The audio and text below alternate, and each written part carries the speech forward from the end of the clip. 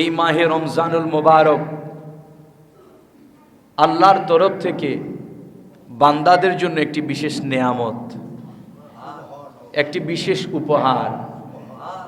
যেই মাস সম্পর্কে আমার আল্লাহ পাক রব্বুল আলামিন কোরআনুল কারীম সূরা বাকারার 183 নম্বর আয়াতে ঘোষণা দেন, ইয়া আইয়ুহাল্লাযীনা আমানু কুতিবা আলাইকুমুস সিয়াম কামা কুতিবা আলাল্লাযীনা মিন ক্বাবলিকুম লাআল্লাকুম তাত্তাকুন। আল্লাহ বলেন, ইয়া আইয়ুহাল্লাযীনা আমানু, হে ঈমানদারেরা তোমরা শোনো, আমি আল্লাহ পাকের কোরআনের ঘোষণা, আমি আল্লাহর কুদরতি জবানের ঘোষণা। এমন এক কোরআন, যেই কোরআন শরীফের শুরুতে আল্লাহ জানিয়ে দিয়েছেন, যালিকাল কিতাবু লা রাইবা ফিহ। আল্লাহ বলেন, বান্দারে, উহা এমন একটি কিতাব যার মধ্যে বিন্দু পরিমাণ কোনো সন্দেহ নাই। জমিনের যে কোনো কিতাবের মধ্যে যত বড় জ্ঞানী জ্ঞানী হোক, কিতাবের মধ্যে সন্দেহ থাকতে পারে, ভুল ত্রুটি থাকতে পারে। আল্লাহ বলে, বান্দা, এমন এক কোরআন আমি নাজিল করলাম তোমাদের হেদায়াতের জন্য, দুনিয়ার শান্তি, পরকালের মুক্তির জন্য, কবর, হাসর, মিজান, ফুলসে রাতের মুক্তির জন্য। এরে বান্দা, এই আসমানি গ্রন্থ, ঐশী গ্রন্থ কোরআনুল কারীমের প্রত্যেকটা হরফ বিন্দু পরিমাণ সন্দেহ নাই, বিন্দু পরিমাণ কোনো একটা আয়াতেও সন্দেহ নাই। ওই নিঃসন্দেহ যেই কোরআন, ওই কোরআনের মধ্যে আমার আল্লাহ ঈমানদারদেরকে ডেকে ডেকে বলছেন, এর ঈমানদার, কুতিবা আলাইকুমুস সিয়াম, তোমাদের উপর নাম রোজা ফরজ করা হলো, কামা কুতিবা আলাল্লাযীনা মিন ক্বাবলিকুম, যেমনি ভাবে তোমাদের পূর্ববর্তীদের উপর রোজা ফরজ করা হয়েছিল। আল্লাহ, তুমি কেন রোজা ফরজ করলা? আল্লাহ বলেন, লাআল্লাকুম তাত্তাকুন, আমি তোমাদের মতো গুনাহগারদের উপর কোরআনুল কারীম, আমি তোমাদের মতো গুনাহগারদের উপর মাহে রমজান রোজা ফরজ করলাম, এই রোজার মাধ্যমে যেন তোমরা মুত্তাকি হয়ে জান্নাতের মেহমান হতে পারো। আল্লাহর প্যারা হাবিব সরওয়ারে কায়নাত রাহমাতুল লিল আলামিন ঘোষণা দেন, উম্মত, ইরে আমার উম্মত, ইবলিস শয়তানের এমন পাওয়ার, ইবলিস শয়তান মানুষদেরকে রন্ধ্রে রন্ধ্রে ধোঁকা দেয়, রক্তের ফোঁটায় ফোঁটায় ধোঁকা দেয়, মানুষের শিরা উপশিরায় ধোঁকা দেয় রে। কিন্তু রমজানকে আমার আল্লাহ তোমাদেরকে যে উপহার দিলেন, এই রমজানের ইজ্জতের খাতিরে, রমজানের সম্মানের খাতিরে আল্লাহর বান্দা বান্দীদেরকে যেন ইবলিস মালাউন ধোঁকা না দিতে পারে, আমার আল্লাহ গোটা রমজানুল মুবারকের মধ্যে ইবলিস শয়তান এবং তার দল বলকে আবদ্ধ করে রাখে। বলেন সুবহানাল্লাহ।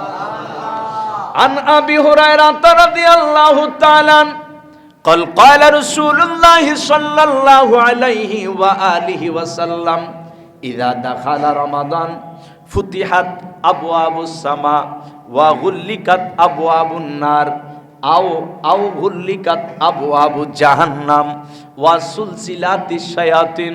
নবীজি কয়, উম্মত রে, যখন রমজান আসে, ইযা দাখালা রমাদান, যখন রমজান আসে, ফুতিহাত আবওয়াবুস সামা, আমার আল্লাহ পাক রব্বুল আলামিনের রহমতের যত দরজা, জান্নাতের যত দরজা, আমার সমস্ত উম্মতের জন্য রমজানের খাতিরে আল্লাহর জান্নাতের, আল্লাহ পাকের রহমতের সবগুলো দরজা খুলে দেয়। ওয়াগুল্লিকাত আবওয়াবুন নার, আয় আবওয়াবু জাহান্নাম। নবী কয়, উম্মত, এই রমজানের খাতিরে আমার আল্লাহ পাক রব্বুল আলামিন জাহান্নামের যত দরজা রয়েছে সমস্ত দরজাগুলো বন্ধ করে দেয়। ওয়াসুলসিলাতি শায়াতিন। নবী কয় উম্মত রে, তুই ভেবেছিস আমার আল্লাহ তোরে জাহান্নাম দেওয়ার জন্য বানাইলো? না রে উম্মত না, আমার আল্লাহ তোকে জাহান্নাম দেওয়ার জন্য বানায় নাই। আল্লাহ বড় মায়া করে, বড় মহব্বত করে আল্লাহ বান্দা বানিয়েছে, জাহান্নাম দেওয়ার জন্য নয়। এই এক মাস যেন তোদেরকে শয়তান ধোঁকা না দিতে পারে, এই জন্য আমার আল্লাহ সুলসিলাতি শায়াতিন, শুধু ইবলিশ নয়, ইবলিশের সহযোগী যত শয়তান রয়েছে সমস্ত শয়তান ইবলিশের দলবলদেরকে আমার আল্লাহ পাক রব্বুল আলামিন রমজান মাসে শৃঙ্খলাবদ্ধ করে দেয়। বলেন সুবহানাল্লাহ। রমজানে আমার আল্লাহ রহমতের দরজা খুলে, জান্নাতের সব দরজা খুলে দেয়, জাহান্নামের দরজা বন্ধ করে দেয়, এবং ইবলিশ মালাউন যেন আমাকে আপনাকে ধোঁকা না দিতে পারে। আমার নবী কয় উম্মত রে, ইবলিশ শয়তানকে, তার দল ভলকে আমার আল্লাহ আবদ্ধ করে রাখে, শৃঙ্খলাবদ্ধ করে রাখে, বেরি পড়িয়ে রাখে। এখন প্রশ্ন যে ইবলিশ শয়তানকে যদি আবদ্ধ করে রাখা হয়, তবে এই রমজানে তো শয়তানির কাজ চলার কথা না, ঠিক কি না? কারণ আমরা গুনাহের কাজ করি কার ওয়াসওয়াসায়? শয়তানের। কার ওয়াসওয়াসায়? শয়তানের ওয়াসওয়াসায়, শয়তানের কুমন্ত্রণায়। এখন শয়তানকে যদি আবদ্ধ করা হয়, বেঁধে ফেলা হয়, তবে আমাদেরকে কেন রমজান মাসেও গুনাহ করতে দেখা যায়? ঠিক কিনা বলেন? রমজান মাসেও আল্লাহর তরফ থেকে বান্দাকে দিয়েছে নেয়ামত। অনেক মুসলমান দেখা যায় এই রমজানে রোজা রাখে না, এমন হতবাগা আমাদের সমাজে আছে কি নাই? অনেকে রাখে না। এই রমজানে অনেক মুসলমান রয়েছে মিথ্যা বলে, ঘুষ খায়, সুদ খায়, বিভিন্ন গুনাহের কাজে লিপ্ত হয়। এখন নবী গো, আপনি তো বললেন যে শয়তানকে এ মাসে আবদ্ধ করা হয়, শয়তানের ওয়াসওয়াস হইতে আমরা গুনাহ করি, শয়তানকে বন্দি করা হয়, তারপরও গুনাহ কেন চলতে থাকে? আমার নবী বলে উম্মত রে, শোন, ইবলিশ শয়তানকে আবদ্ধ করা হয় সত্য, কিন্তু মানুষের এই দেহের মধ্যে আমার আল্লাহ পাক ইবলিশের মতো করে কাজ করার মতো একটা জিনিস দিয়ে দিয়েছেন। এটার নাম হচ্ছে নফসে আম্মারা। এটার নাম নফসে আম্মারা। পৃথিবীর প্রতিটা মানুষের নফসটা নফসে আম্মারা থাকে। মানুষের নফসটা নফসে আম্মারা থাকে। মানুষ যখন রিয়াজত করে, এবাদত করে, বন্দিগি করে, আল্লাহ আল্লাহ রসুলের পথে মতে চলে, তখন এই নফসে আম্মারাটা মডিফাই হয়, রূপান্তরিত হয়ে যায় কিসে? নফসে লাওয়ামাতে। এই নফসে আম্মারা কি চায়?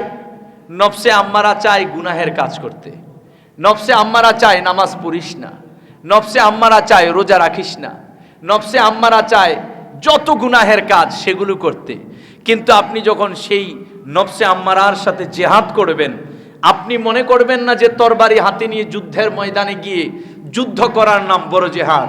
আমার নবী বলে না সাহাবীরা, এক যুদ্ধের ময়দান থেকে সাহাবায়ে কেরামদেরকে নিয়ে নবীজি যাচ্ছেন, যাওয়ার পথে নবীজি বলছেন সাহাবীরা রাজানা ইলাল জেহাদিল আকবার মিন জেহাদিল আসগর। আমার সাহাবীরা, আমরা ছোট জেহাদ থেকে বড় জেহাদের দিকে যাচ্ছি। বলেন সুবহানাল্লাহ। সাহাবায়ে কেরাম তো আশ্চর্য, হতভম্ব হয়ে গেলেন। নবী কি বললেন? জীবন বাজি রেখে তরবারি হাতে নিয়ে যুদ্ধের ময়দানে কাফেরের বিরুদ্ধে যুদ্ধ করলাম, এখন যাচ্ছি বাড়িতে, আর আপনি আমাদেরকে বলছেন ছোট যুদ্ধের ময়দান থেকে বড় যুদ্ধের ময়দানে যাচ্ছি। এটা কেমন করে সম্ভব? সেই যুদ্ধের ময়দান যাচ্ছি না তো, আমরা বাড়ি যাচ্ছি। নবী বলেন উম্মত রে, নিজের নফসে আম্মারার বিরুদ্ধে যুদ্ধ করা হচ্ছে সবচেয়ে বড় যুদ্ধ। তরবারি হাতে নিয়ে যুদ্ধ করা চাইতে নফসে আম্মারার বিরুদ্ধে যুদ্ধ করা হচ্ছে সবচেয়ে বড় জিহাদ। সুতরাং আপনি দেখবেন আপনার নফস চাচ্ছে যে আজ জুমার নামাজ পড়িস না, আপনার নফস আপনাকে বলছে আসরে নামাজ পড়িস না, আপনার নফস বলছে আপনি সেহরি খাওয়ার জন্য ঠিকই উঠেছেন, আপনি চাইলে কিন্তু তাহাজ্জুদ পড়তে পারেন। কারণ অন্য মাসে হয়তো ওই টাইমে ওঠেন না, ঘুমে থাকেন, ফজরে ওঠেন, কিন্তু রমজানে এত সুন্দর একটা সুযোগ, আপনি চাইলে গোটা 30 দিন তাহাজ্জুদ পড়তে পারেন, ঠিক কি না? কিন্তু শয়তান আপনাকে কি বলবে? শুয়ে থাক। আপনি কিন্তু সজাগ হয়েছেন, কিন্তু শয়তান বলবে শুয়ে থাক, প্রয়োজন নেই। খেয়ে আজান দিলে ফজরের নামাজটা পড়ে ঘুমাইছে। শয়তানের ওয়াসওয়াসায় সজাগ থাকার পরেও তাহাজ্জুদ আপনি পড়লেন না। এটা কে চাইলো? শয়তান তো বন্দী, আপনার নফসে আম্মারা চেয়েছে। ফজরের আজান হয়েছে, এক সময় আপনার নফসে আম্মারাও বলবে ফজরের নামাজ পড়তে তো বেটা ওযু করতে হবে, কষ্ট করে আরো সময় ব্যয় হবে, তার চেয়ে ভালো এই সেহরিতে কত আগে উঠলি, ঘুমানোর তো প্রয়োজন, একটু ঘুমিয়ে যা, প্রয়োজন নেই। আপনার নফসে আম্মারার কথা আপনি শুনলেন, শয়তান তো বন্দী। তো নবীজি এজন্য বললেন, তরবারি হাতে নিয়ে যুদ্ধ করা যত বড় জেহাদ, তার চেয়ে বড় জেহাদ হচ্ছে নিজের নফসে আম্মারার বিরুদ্ধে যুদ্ধ করা। বলেন সুবহানাল্লাহ। এই নফসে আম্মারার বিরুদ্ধে যখন যুদ্ধ করবেন, তখন এই নফসে আম্মারাটা নফসে লাওয়ামাতে রূপান্তরিত হয়ে যাবে। নফসে লাওয়ামা হলে আর কি হবে?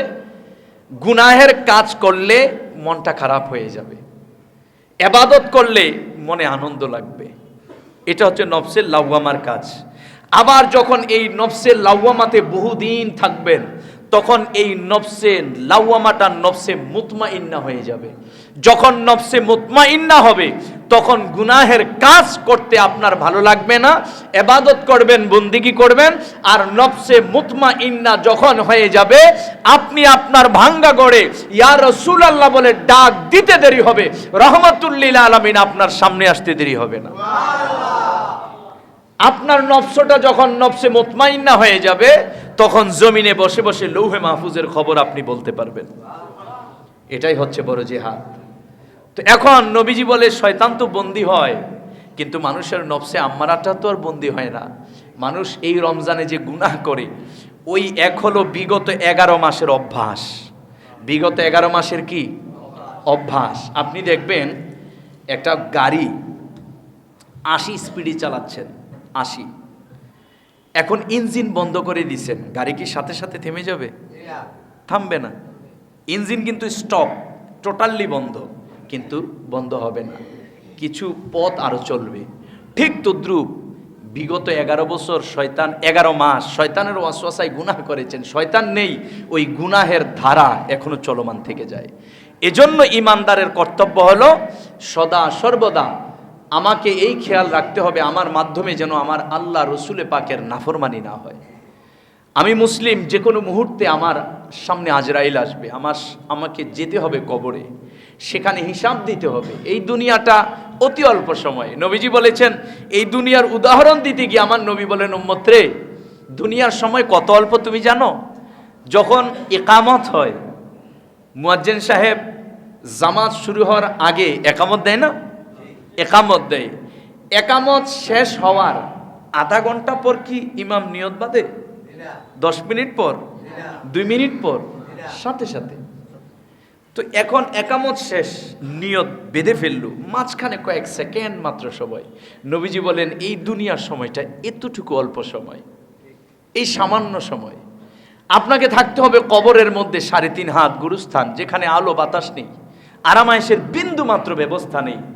1000 বছর কিয়ামত পর্যন্ত এই কবরে থাকতে হবে। এই কবরটা অতি সংকীর্ণ, অতি ভয়ঙ্কর, আলো বাতাস নেই।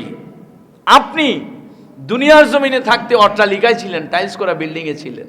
আপনার মতো একজন বিলাসী ব্যক্তি এমন এক জায়গায় শুইল, ফকির যেখানে শোয়, ঠিক কিনা? আপনার মতো দাম্ভিক, আপনার মতো অহংকারী এমন একটি জায়গায় শুইল, দুনিয়ায় থাকতে আপনি চেয়ারেও বসেন নাই, গরিব যেখানে বসেছে সেখানে। গরিব বসেছে বলে আপনি বসেন নাই, কিন্তু দেহ থেকে রূহ বের হয়ে গিয়েছে।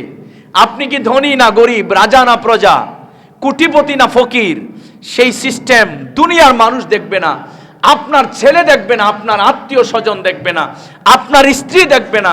আপনার স্ত্রীও চাইবে লাশটা বাড়ি থেকে বের করা হোক, আপনার সন্তান চাইবে লাশ বাড়ি থেকে বের করা হোক।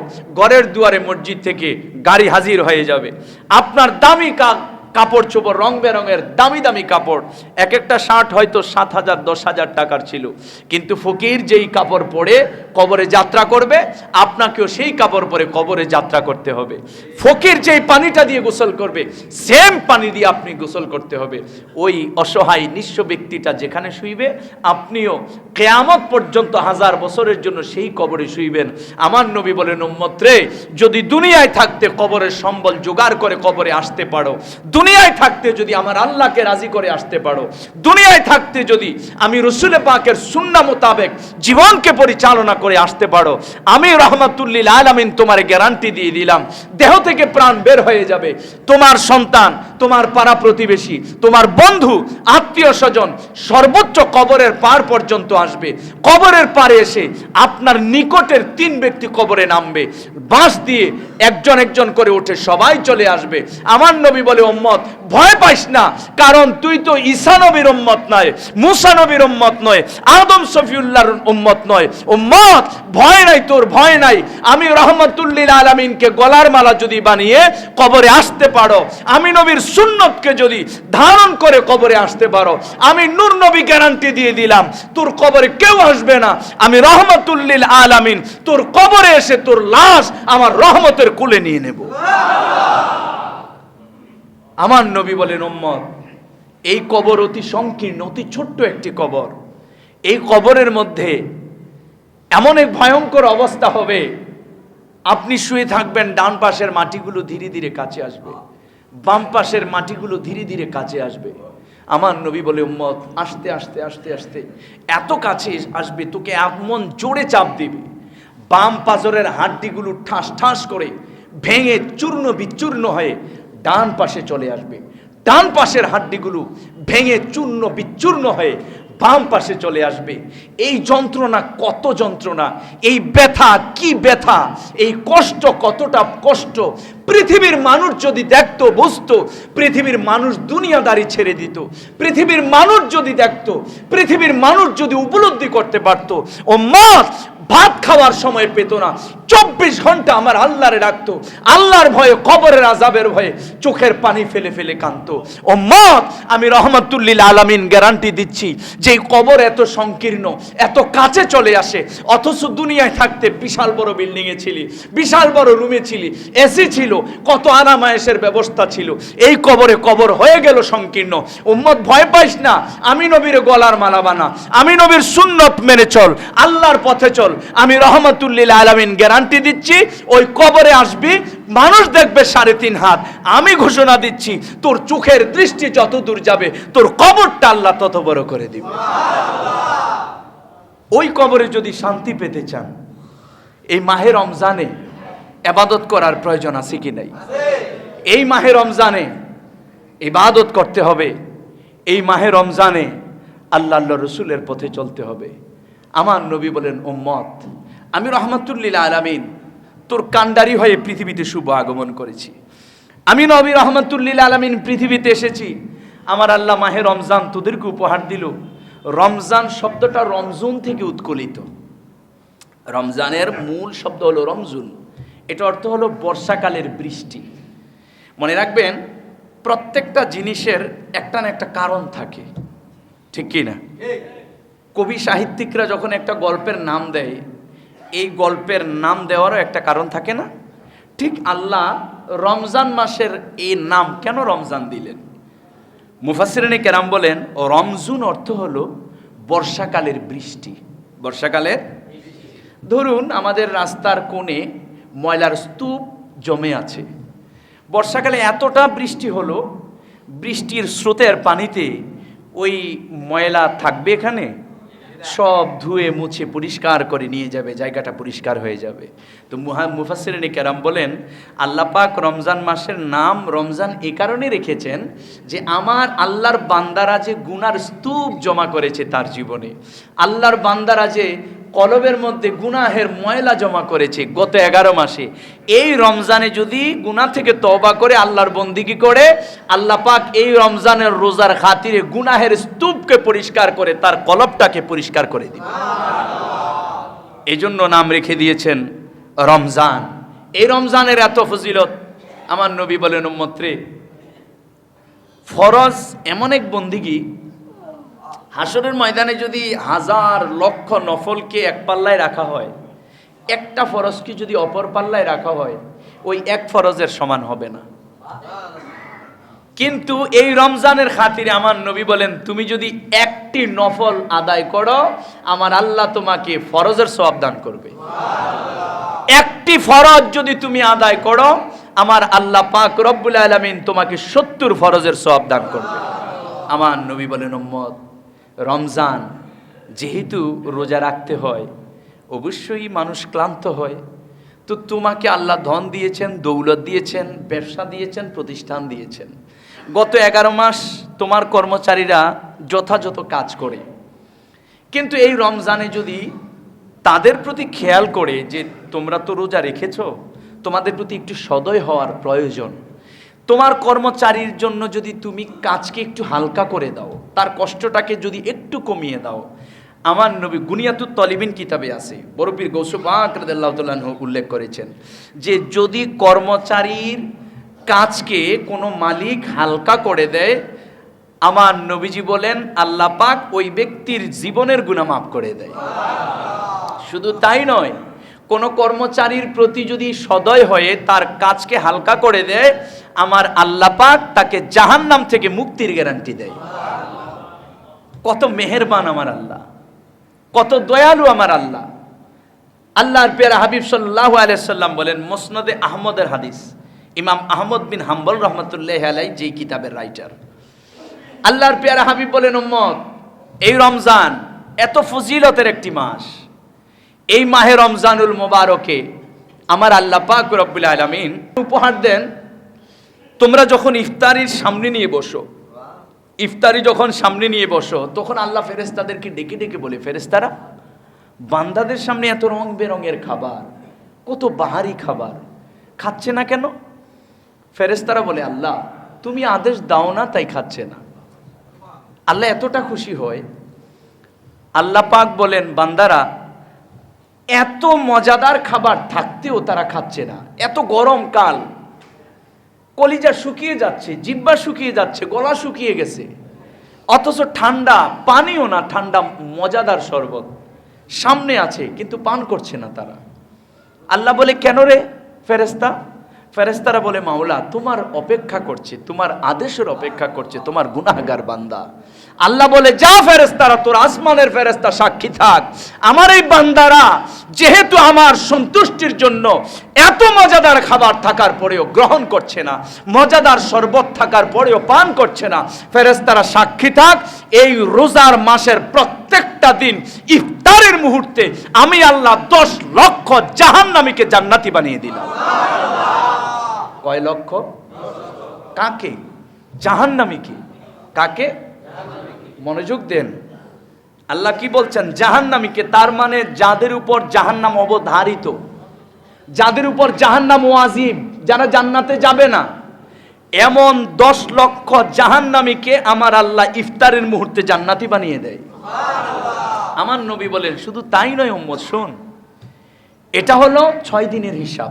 সপ্তাহে কয় দিনের হিসাব? 6 দিনের হিসাব। আজ কি বার? শুক্রবার। আমার নবী বলেন, শুক্রবারের হিসাব ভিন্ন। ইয়া রাসূলুল্লাহ, কেমন হিসাব? নবীজি বলেন, উম্মত, 6 দিনে ইফতারের মুহূর্তে, 6 দিনে ইফতারের মুহূর্তে আল্লাহ পাক 10 লক্ষ জাহান্নামীকে জান্নাতি বানায়, কিন্তু শুক্রবার দিন এবং রাত, শুক্রবার দিন এবং রাত কয় ঘন্টা? বলুন তো, শুক্রবার রাত শুরু হবে কখন? আজ ইফতারির পর না, সবাই জানি মাশাআল্লাহ। গত রাত যে গেল ওইটা হলো শুক্রবারের রাত, জুমার রাত। আরবিতে রাত আগে শুরু হয়, অর্থাৎ গতকাল সূর্য ডুবা থেকে শুরু করে, গতকাল সূর্য ডুবা থেকে শুরু করে আজ সূর্যাস্ত পর্যন্ত, গতকাল সূর্য ডুবা থেকে শুরু করে আজ সূর্যাস্ত পর্যন্ত, এই সময়টাকে বলা হয় জুমার দিন, জুমার রাত। নবীজি বলেন, সপ্তাহে 6 দিন ইফতারের মুহূর্তে 10 লক্ষ জাহান্নামীকে জান্নাতি বানায়, আর শুক্রবার 24 ঘন্টার মধ্যে প্রতিটা মুহূর্তে মুহূর্তে, সেকেন্ডে সেকেন্ডে 10 লক্ষ জাহান্নামীকে জান্নাতি বানায়। আজকের এত ফজিলত, আজ জুমার দিন।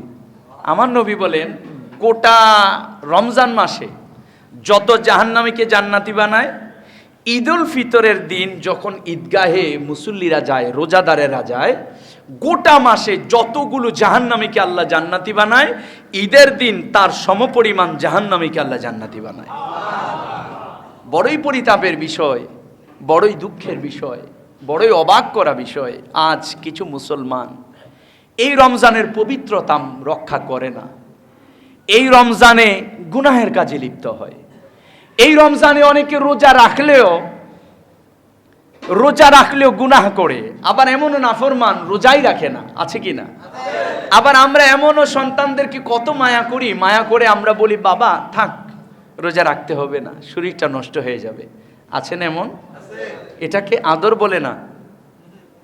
এ কেমন আদর করো তোমার ছেলেকে তুমি?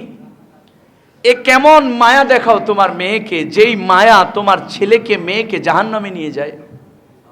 তুমি তো বন্ধুর কাজ করনি, তুমি বাবা মায়ের কাজ করনি, তুমি দুশ্মনের কাজ করেছো, ঠিক কি না? আরে বাবা মা তো তাকেই বলে যে নিজে না খেয়ে খাওয়ায়। বাবা মা তো তাকেই বলে যে নিজে কষ্টে থাকতে রাজি, সন্তানকে কষ্টে রাখতে রাজি না। তো তুমি কেমন বাবা মা? তোমার ছেলে মেয়ের বয়স 9 বছর 12 বছর হয়ে গেল, তুমি আদর দেখিয়ে বললা যে রোজা রাখতে হবে না, বয়স মাত্র 13, বয়স মাত্র 10, তোর উপর রোজা রাখতে হবে না, অথচ ইসলাম তার উপর রোজা রাখা ফরজ করে দিয়েছে, ঠিক কি না? তো তুমি বলো যে ছোট্ট তুই রোজা রাখতে হবে না, তার মানে তুমি কি করলা? বাবা মা হয়ে নিজের ছেলেটাকে নিজের মেয়েটাকে জাহান্নামী বানালা। এটাকে আদর বলে না। আমি যুবক যুবতীদেরকে বলবো, নিঃসন্দেহে মনে রাখবা, আল্লাহর কসম, এই বাপ মা তোমার দুশ্মন, এই বাবা মা তোমার শত্রু, কখনো বন্ধু হতে পারে না। আজ বড় লোকের ছেলে হয়েছে, বেশি মায়া দেখায়, এটাকে কখনো মায়া বলে না। এটাকে নিজের হাতে নিজের সন্তানদেরকে জাহান্নামী বানিয়ে দেওয়া হয়। তাই আমি বলবো প্রিয় ভাই, এই রমজানে আমাদেরকে শিষ্টাচার শিখতে হবে, এই রমজানে আমাদেরকে নমনীয়তা শিখতে হবে, এই রমজানে আমাদেরকে ভদ্রতা শিখতে হবে, এই রমজানে আমাদেরকে পরকাল উজ্জ্বল করার ট্রেনিং দিতে হবে, এই রমজানে আল্লাহ রসুলে পাক হাসিল করার ট্রেনিং দিতে হবে। এই রমজানের ইজ্জত সম্মান আমরা রক্ষা করি না। দুঃখ লাগে, আমরা অনেকে আছি এই রমজানে পর্দাশীল হই কি না? বলে হুজুর কিভাবে পর্দাশীল? হোটেল পর্দা করি না অনেকে। হোটেল যাদের হোটেল আছে দেখবেন, হোটেল 11 মাস হোটেল খোলা, পর্দা নাই। রমজান আসছে, বউ মার্কেটে চলে গেছে প্যান্ট পইরা, মেয়ে মার্কেটে চলে গেছে প্যান্ট পরে, বউরে পর্দা করায় না, মেয়েরে পর্দা করে না, হোটেলে কিন্তু যথাযথ সারাদিন পর্দায় রাখছে, আছে না? হোটেল পর্দা করছে, কেন করলা ভাই? বলে এখানে তো যারা শয়তানের উত্তরসূরি। কার উত্তরসূরি? শয়তানের উত্তরসূরি, শয়তানের নায়েব, শয়তানের খলিফা, তারা এখানে ঢুকবে, দিনে কি করবে? খাবে তারা। তো তাদের সম্মান যেন রক্ষা হয়। সমাজের মানুষ দেখলে তো লজ্জা পাবে। এগুলো এতই নাফরমান, আল্লাহরও লজ্জা পায় না। আল্লাহ দেখতেছে, তার লজ্জা নাই, কিন্তু সমাজের মানুষ দেখবে খুব লজ্জা তার, আছে কি না? সমাজের মানুষ দেখবে নাফরমান আল্লাহর বান্দা, আল্লাহর গোলামরে লজ্জা পায়, সে আল্লাহরে লজ্জা পায় না। কেমন নাফরমান হলে এই চিন্তাধারার মানুষ হতে পারে? সমাজের মানুষ তাকে দেখলে লজ্জা পাবে, সে তাকে মন্দ বলবে। কিন্তু আমার আল্লাহ যে আমাকে দেখছেন, তোরে যে এখন খাওয়ায়, কে খাবার দিচ্ছেন তোকে? তুই হোটেলে বসে খাচ্ছিস, কার নাফরমানি করে খাচ্ছিস? খাওয়াটা দিচ্ছে কে তোকে? এই নিঃশ্বাস কার রহমতে আছিস তুই? কে তোকে বালা মুসিবতে রক্ষা করে? কে তোকে রহমতের সাগরে ভাসিয়ে রেখেছে? তাকে লজ্জা পেলি না, আর সমাজের মানুষকে লজ্জা পেলি। এই জন্য হোটেলে ওই লোকেরা খায়, তার জন্য তুমি পর্দা করলা হোটেলে, অথচ তোমার বিবিকে পর্দায় রাখো নাই। বিবিকে পর্দায় রাখা ফরজ ছিল, তোমার মেয়েকে পর্দায় রাখা ফরজ ছিল, সেখানে পর্দার খবর নাই, হোটেলকে পর্দা করাইলা। প্রিয় ভাই, এই ধরনের ভাইদেরকে আমি বলবো, যদি আপনি রোজাও রাখেন, হোটেল মালিক ধরুন তিনি রোজাদার, কিন্তু তিনি রোজা রেখে লাভ কি হবে? আরো শত মানুষের রোজার ভাঙার ব্যবস্থা করে দিয়েছেন, ঠিক কিনা বলুন? এই রোজাদার আমার আল্লাহর প্রয়োজন নেই, এই রোজাদার আমার আল্লাহর প্রয়োজন নেই। আপনি বন্দিগি করবেন, আবার গুনাহের রাস্তা খুলে দিবেন, এই বন্দিগির কোনো দাম নেই।